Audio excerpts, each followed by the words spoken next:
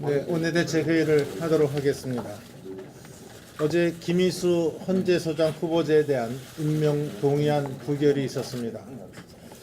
이것은 첫째, 반국가단체인 통진당 해산조차 반대한 분을 헌재소장으로 둘 수 없다는 원천적 부적격성의 문제, 또 두 번째로는 문재인 정부가 오만과 독수를 멈추고 겸허해지라는 민의의 경고라는 의미를 갖는다고 생각합니다.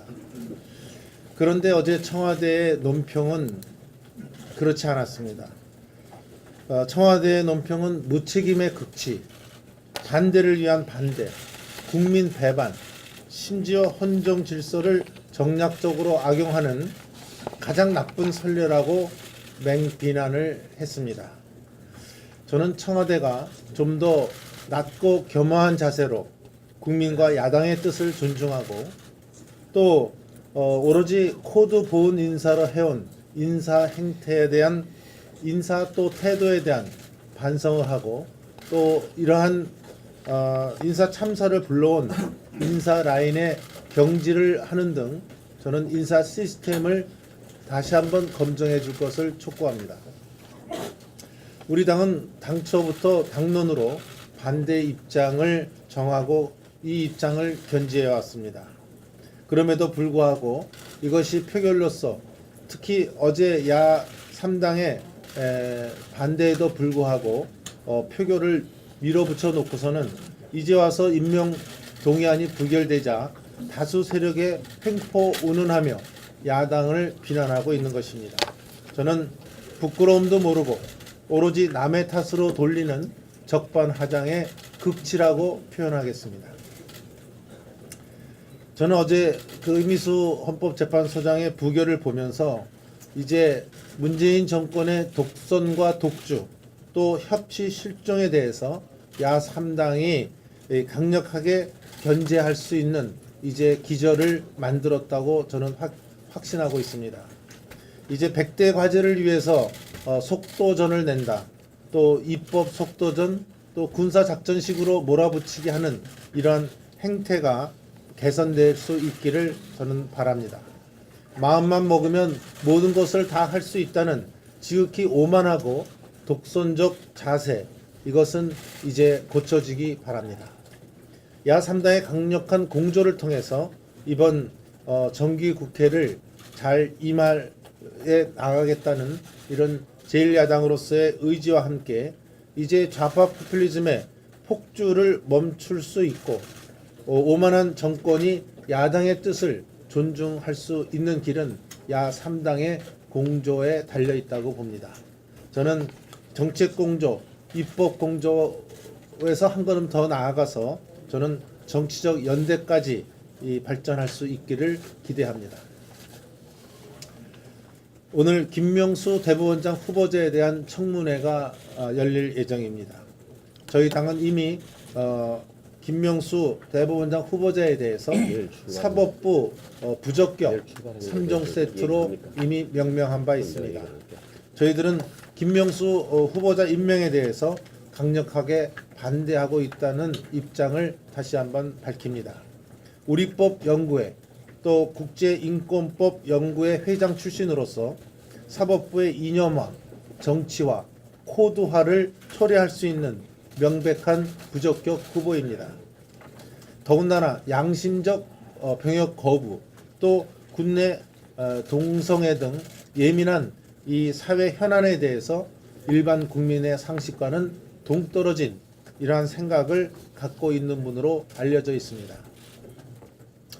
우리 자유한국당은 오늘 엄중한 그 청문회를 할 것을 분명히 밝혀둡니다. 사법부마저 독립성을 무너뜨리고 또 특정 이념과 코드화를 할 사람을 지명해서 빚어지는 인사 참사는 더 이상 없어야 된다고 판단하기 때문에 대통령께서는 임명을 철회해 주시는 것이 마땅하다고 생각하고 원천적 부적격자를 갖고 또다시 본회의 표결을 밀어붙여 부결되는 사태를 스스로 초래하지 않기를 바랍니다. 미국 정부가 한국에 대한 전술핵 배치를 검토한다는 보도에 이어서 어제 미 상원 군사위원장인 존 맥케인 의원이 전술핵 재배치를 심각하게 검토해야 한다고 말했습니다. 존 맥케인 의원은 공화당 대통령 후보까지 나섰던 분으로서 미국 정계와 군에 큰 영향력을 가진 분입니다. 미국 정부에 이어서 의회까지 한국에 대한 전술핵 재배치 문제를 검토한 단계에 이른 만큼 이제 우리 정부는 정식으로 미국의 전술핵 배치에 대한 제의를 하고 실질적 논의에 나서줄 것을 다시 한번 촉구합니다. 북한이 한반도 비핵화 선언을 일방적으로 어기고 핵무기를 개발한 이상 우리가 자의적 차원에서 전술핵 배치를 하는 것은 비핵화 선언 위배라고 볼 수 없다고 생각합니다. 또 우리도 핵을 가져야 북한의 핵 공갈에서 탈피할 수 있고 핵 공갈을 무력화시킬 수 있다고 봅니다. 조금 전 유엔 안보리에서도 대북 추가 제재안이 만장일치로 통과됐다고 합니다. 물론 우리가 예상했던 김정은에 대한 직접 제재나 원유 수출 금지 등 이런 전면적인 진짜 끝장 제재는 빠지고 절충안이 통과되었다고 합니다.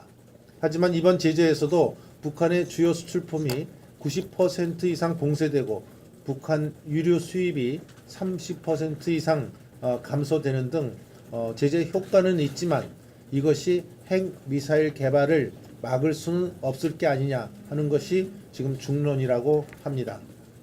저는 이제 우리 정부가 스스로가 이 전술핵 문제에 대해서 전향적 자세를 취하지 않는다면 우리 자유한국당이 직접 나서서 국민과 함께 자의적 차원에서 나설 수밖에 없다는 말씀을 다시 한번 드립니다.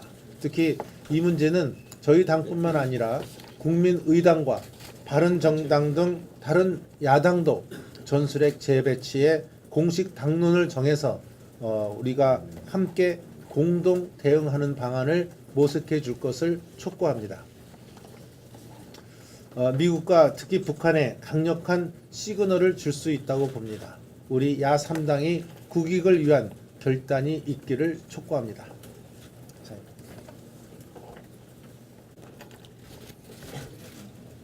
문재인 대통령은 정책 밀어붙일 때마다 국민의 뜻에 따르겠다고 합니다. 그러면 내각과 여당에서 국정 지지율을 발표를 합니다. 정권과 코드에 맞고 유리한 여론조사만 이용하는 것입니까? 죽느냐 사느냐의 안보 분야 여론조사 기울이기 바랍니다. 사드 배치는 잘했다 하는 게 국민의 80%입니다. 전술핵 재배치에 대해서는 68%를 넘는 국민이 찬성을 하고 있습니다. 우호적인 여론조사 기관의 것도 아닙니다. 심지어 독자 핵 개발에 찬성하는 국민이 60%입니다. 한국갤럽의 여론조사 결과입니다. 특히 민주당 지지층에서 52%의 국민이 찬성을 하고 있습니다. 존 맥케인 미 상원 군사위원장이 10일 CNN 방송 인터뷰에서 이렇게 얘기합니다. 한국의 국방장관이 며칠 전에 한국의 핵무기 재배치를 요구했습니다. 그러면서 저는 재배치가 진지하게 고려되어야 한다고 생각합니다. 이어 어제 이낙연 총리께서는 전술핵 재배치를 고려하지 않고 있다고 국회에서 답했습니다. 우리 자유한국당의 박미단이 다녀오시고 곧이어서 예산심의에서는 다녀오신 결과를 토대로 해서 전술핵 재배치에 관련된 예산을 국회에서 증액하도록 할 것입니다. 대통령의 국정 지지율은 1년 정도 가면은 55% 언저리로 떨어집니다. 가장 낮을 때는 10% 내외로 떨어집니다. 문재인 대통령의 80% 넘는 국정 지지율은 리얼미터에서는 69%로 떨어졌다고 합니다. 국민의 여론에 귀 기울이기 바랍니다. 윤영찬 국민소통수석의 논평에서 보면은 상상도 못했다. 헌정사상 처음이다. 그 밑에 가면은 무책임의 극치, 반대를 위한 반대, 철저하게 배반. 그런데 주어가 없습니다. 저는 아마 이 주어가 청와대와 여당은 하는 주어가 아닌가 싶습니다. 이상입니다. 예. 지금 본내 대표님께서 자세히 말씀이 있었습니다마는 대한민국의 수치스럽고 부끄러운 일이 어제 국회에서 벌어졌습니다. 아시는 바와 같이 국회의원 4년 동안에 직권 상정이라는 것은 잘하면은 뭐 한두 번 있을까 말까 한 그런 사실 아주 긴급하고 그리고 무언가 합법적이지 아닌 것을 비합법적으로 국회를 통해서 힘의 논리로 합법적으로 만들어내는 그런 사전에 모의가 되지 않으면은 이 직권상정이라는 것은 거의 있을 수가 없는 국회의 그런 정책적 하나의 심판인데 어제 부결을 당했다. 그것은 대한민국 국회를 무시하고 저는 깔본 세력들이 참으로 뻔뻔하게 오늘 아침이나 또는 방송에서 나오는 걸 보고 한 말씀 안 드릴 수 없어서 말씀을 드립니다. 비정상을 정상으로 만드는 국회장을 만들려고 했다가 이 모의가 결국 양심 세력에 의해서 통과되지 못한 이것은 청와대의 소위 작품 그리고 집권당의 사이 작품이라면은 우리 국민에게 도리어 용서를 빌어야 되는데 뻔뻔스럽게도 그 항변을 하는 걸 보면은 뭐 한국당과 일부 국민들에게 타당에게 이 문제를 전가하는 모습은 이 국민을 사실은 우습게 하는 저는 결과라고 생각이 됩니다. 잘못을 뉘우치지 못하고 그것을 남에게 전가하는 이와 같은 파렴치한 국회를 운영하려고는 직권남용, 저는 다시는 집권당이 이런 행동을 해서는 안 된다고 생각해서 경고의 말씀을 드리는데 우리 한국당이 참으로 지혜롭게 그동안 인내를 가지고 이런 상황을 지켜보면서 결정적으로 참여를 해서 이와 같은 잘못을 이끌어낸 데 대해서는 우리 정우택 대표님의 전술 전략이 참으로 뛰어났구나 하는 생각을 갖는 그 시간이었습니다. 어쨌든 우리는 행동으로 실천은 우리 양심 세력의 의원님들에게 누군지는 모르지만은 참 존경스럽다. 그것이 대한민국의 국회를 자존심을 살리는 대한민국 국회가 살아있음을 보여주는 국민에 대한 도리를 어제 우리는 제대로 한 그런 국회였다는 생각을 갖습니다. 이상입니다. 네, 어저께 김희수 헌재 소장의 임명 동의안이 부결되는 순간 제 머릿속을 스쳐가는 일이 있었습니다. 사실 오늘 정도로 요청드렸던 정우택 원내대표님의 교섭단체 대표 연설이 아마 어려워지는 것 아니냐라는 걱정을 했는데 그렇게 돌아가는 것 아닌가라는 걱정이 앞섭니다. 그러지 않기를 바랍니다. 교섭단체 대표 연설이라는 것은 정기 국회에 임하는 각 정당의 원내대표가 정기국회에 임하는 그 방향과 그다음에 기본 입장을 국민 앞에 제시하는 그런 소중한 기회입니다. 책임 있는 그런 여당의 자세라 그러면 제일 야당이 국민에게 드리는 소중한 발언의 기회를 배려심과 포용력으로 이해하고 그리고 배려를 해야 된다라고 생각을 합니다. 그리고 그런 것이 협치의 기본이고 국회 존중의 그런 자세라고 생각합니다. 이런 대승적인 포용력 있는 여당의 큰 결단을 기대하고 촉구드리는 바입니다. 요즘 각 정부 부처가 행하고 있는 정부 부처의 주요 업무 방향을 보면서 좀 걱정이 앞서서 한 말씀 더 드리겠습니다. 우리 국방부 그러면 국방부 장관 전술핵 재배치 문제에 대해서 정말 바른 국가의 안보를 제대로 챙기는 그런 모습을 보여주고 있지만 전반적으로 보면 국방부는 사드 임시 배치부다라고 네이밍하고 싶습니다. 국가 안보에 관한 것들 바르게 정리를 해야 된다고 생각을 합니다. 오락가락해서는 안 된다고 생각합니다.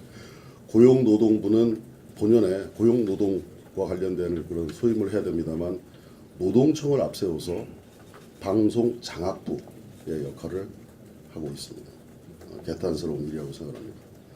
산업자원부는 지금 사실 조선, 철강, 우리 주요 산업 분야에 대한 구조조정 대책을 세워서 우리 대한민국이 국제 경쟁력을 챙기는 일에 밑그림을 그리고 밑작업을 해야 될 아주 소중한 시기입니다. 그런 것 외면하고 신고리 569이 탈원전부로 지금 기능하고 있다고 생각합니다.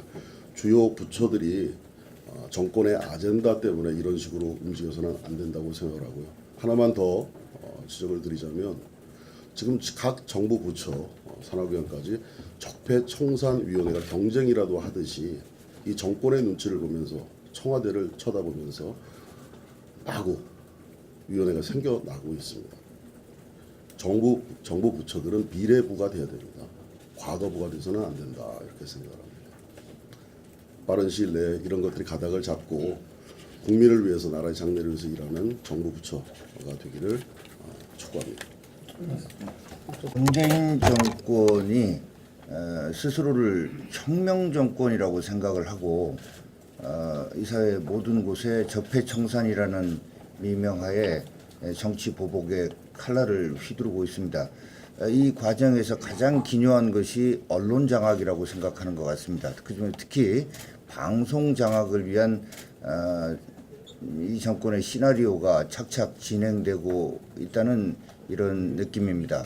다 아시다시피 임기 도중에 YTN 사장이 사퇴를 했고 EBS 사장이 사퇴를 하고 정현주 전 KBS 사장의 비서실장이 후임 사장으로 이렇게 취임을 하고 이어서 SBS 윤세영 회장이 참으로 뭐 이해할 수 없는 이런 이유로 물러나는 일이 있었습니다. 그리고 다 아시다시피 민주당의 방송 장악 문건대로 착착 실행이 되면서 MBC 사장에 대한 압박이 진행되고 있고 또 KBS 사장 사퇴를 위한 수순도 진행되고 있다고 봅니다.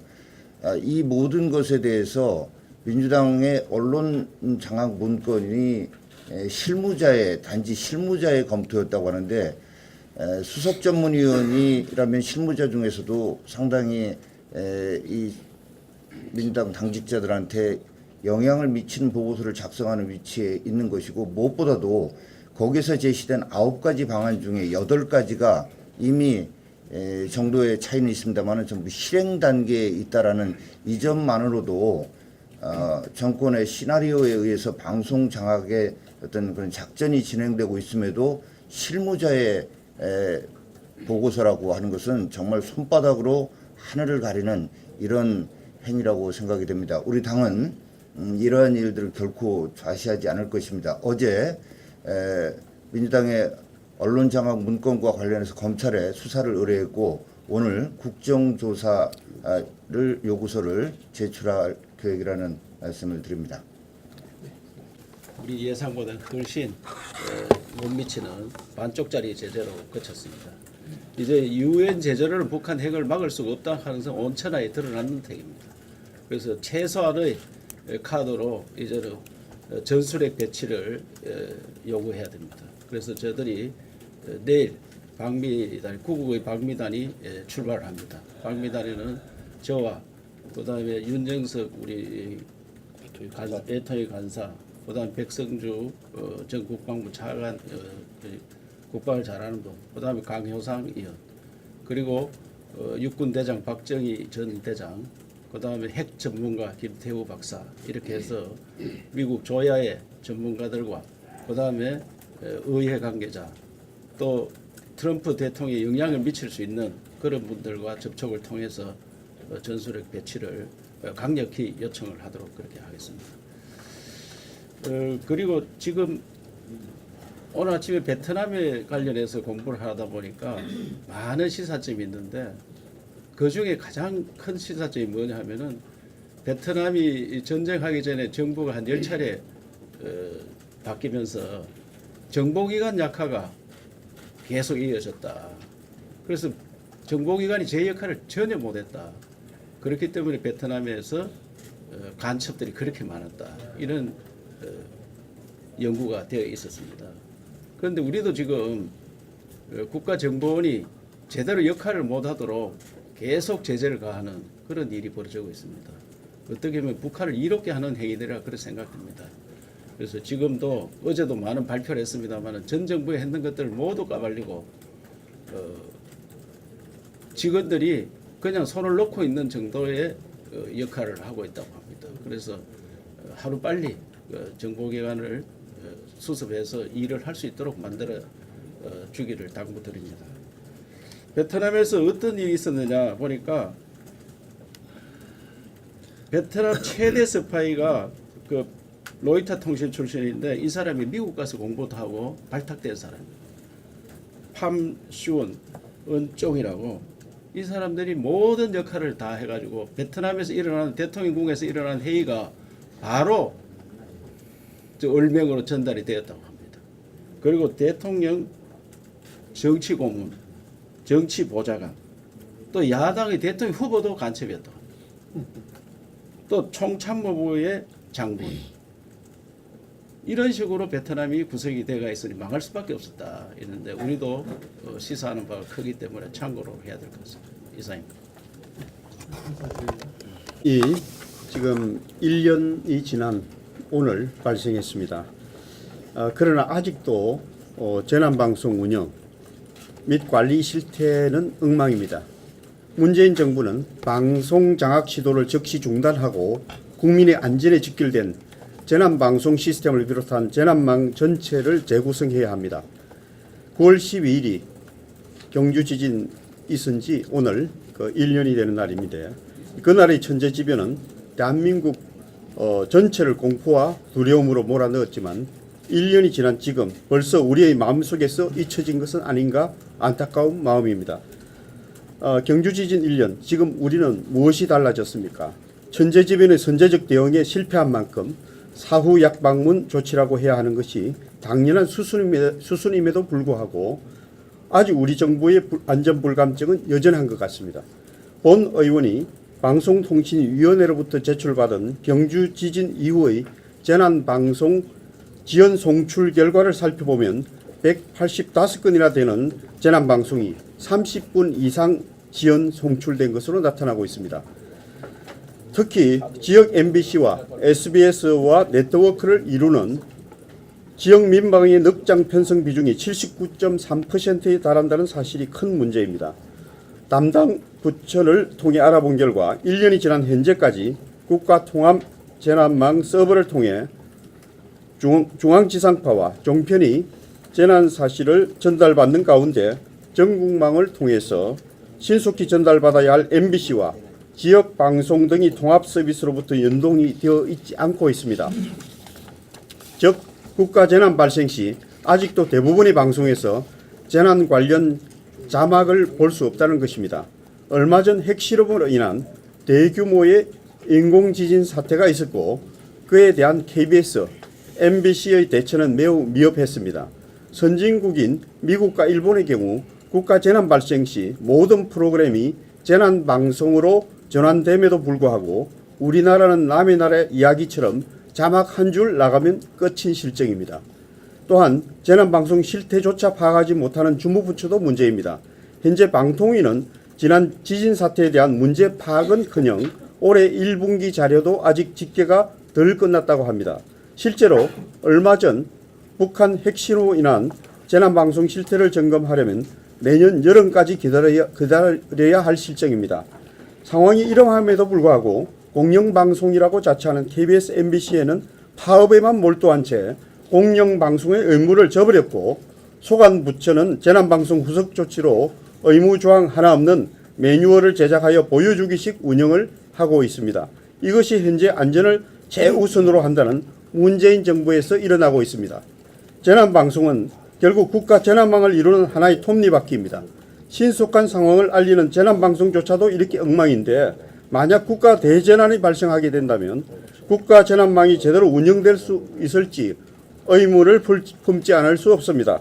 특히 1분 1초가 골든타임이며 신속한 전달이 생명과 국민 생명과 직결되는 부분인데도 불구하고 관리해야 될 주체가 재난망 시스템 관리는 행정안전부, 재난방송은 과학기술정보통신부와 방송통신위원회로 찢어져 있어 컨트롤타워 부재가 심각한 실정입니다.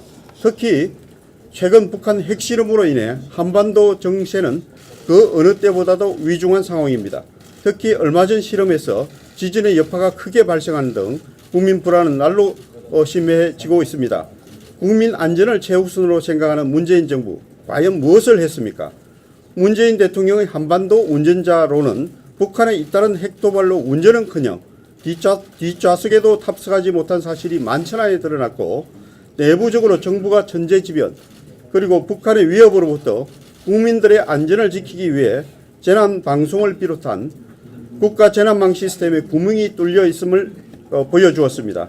하지만 내부 문건까지 만들어 방송 장악 시도에 매몰되어 이러한 문제는 뒷전으로 미루고 있습니다. 관련 부처 역시 부처 이기주의에 매몰되어 1분 1초가 시급한 상황에 제대로 컨트롤 타워조차 없는 실정입니다. 이것이 바로 문재인 대통령이 주장하는 나라다운 나라입니까? 문재인 대통령님, 지금은 경주 시민들은 작년 대규모 지진 사태를 잊지 못해 집안에 생존 키트를 구비한 채 생활하고 있다고 합니다. 지금은 방송사 사장 쫓아내기에 몰두할 게 아니라 하루빨리 업무에 복귀시켜 천재지변과 인재에 상관없이 신속하게 전달할 수 있는 시스템을 갖추고 국민을 안심시켜 드리는 것이 이 일의 순서가 아닐까요? 내부 문건을 통해 밝혀진 것처럼 정부가 계획적인 공영방송 옥죄기를 즉각 중단하고 국민의 안전에 직결된 재난방송 시스템, 나아가 재난망 전체를 재점검하고 컨트롤 타워를 우선적으로 구축할 것을 강력히 촉구하는 바입니다. 이상입니다. 현재 26,533명이 서명을 했습니다. 참고로 저희들이 구글 독스 프로그램을 활용해서 이번에 이 서명운동을 전개하는데 구글 독스를 같이 활용한 더불어민주당 사례를 보면은 박근혜 대통령 즉각 퇴진운동 서명을 벌였는데 5개월 동안 18만 2천 명 정도 했습니다. 그다음 국정교과서 중단 폐기운동을 한 4~5개월 동안 2만 5천 명 정도 했다는 걸 비교할 때는 우리 굉장히 많이 진행되고 있다. 지금 속도로 한다면 한 300일 정도 되면 1,000만이 되지 않겠나.